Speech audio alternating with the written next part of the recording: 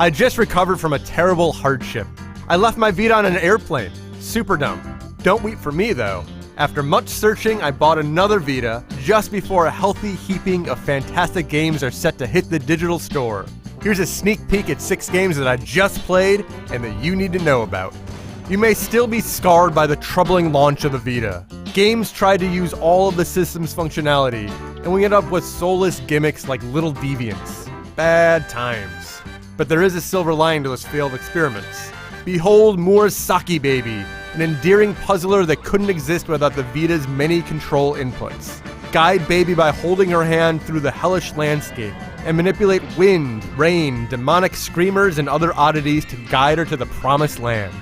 Who would envision the likes of Murasaki Baby and Tearaway when we were struggling with Sumioni demon arts?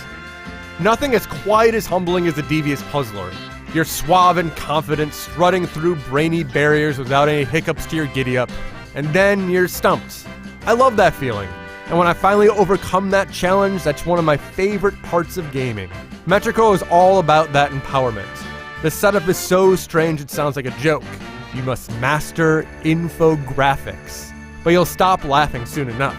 Your movement controls the environment, and the rules are never explained, so you've got to figure out a solution using your own gray matter. Good luck! You've got 6 hours to live and you're hallucinating like a madman. Intrigued? One-Way Trip is as bizarre as a talking rooster and twice as eggy. So where do your priorities lie? Are you concerned with finding a cure so your arms don't turn into dolphins? Building friendships with a strange populace? Or questioning how Wishberry Knife Princess could have such a keen fashion sense? It's a narrative trip that branches wildly based on your decisions. I honestly have no clue what to expect from the final release. What I played is almost aggressively weird, though it at least caught my attention. What is the legacy of a rogue? That's for you to decide. My legacy is one of flatulence and abnormal size. Whether that means gigantism or shrinkosity, I'm not telling. Do you remember Spelunky? Dying repeatedly in the caves? Cursing those unnerving bats? It was hard, and there's nothing you could do but practice. Rogue Legacy is exactly the same, but, well, the opposite. Here you die, you fail, you get embarrassed, and then you grow. You pass your skills on to your kin, so when you come up short, your heir can thrive. It's an excellent concept that's more accessible to those who fear pain, yet still full of the devious traps you would expect from a dirty rogue. There was a Disney documentary back in 1958 that popularized a lie many still believe. In White Wilderness, untold numbers of lemmings walk to their own death. Note, lemmings are not actually suicidal. But it spawned a great game, so where's the harm? Now we're seeing that death wish infect other animals. In Super Exploding Zoo, you round up animals to win a war against egg-sucking monsters.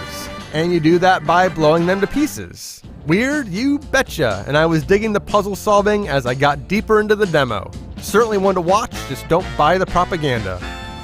We all know that Spelunky is the king of the roguelikes. Heck, I've mentioned it twice in this video and it's been out for ages. But number 2 on that formidable list? The Binding of Isaac. This is one evil game. Have you ever wanted to explore the uterus of hell while vanquishing monsters with your tears? It's like a biography of some warped person's life. There's an all-new art style and soundtrack from the PC release that's just as good as the previous stuff, which is damn good. The downside? There's slowdown, at least in the build I played. I'm crossing my fingers it's cleaned up before release because I really want to wear mama's underwear while I commute to work. The next time someone says there aren't any games on the Vita, just point them to this video.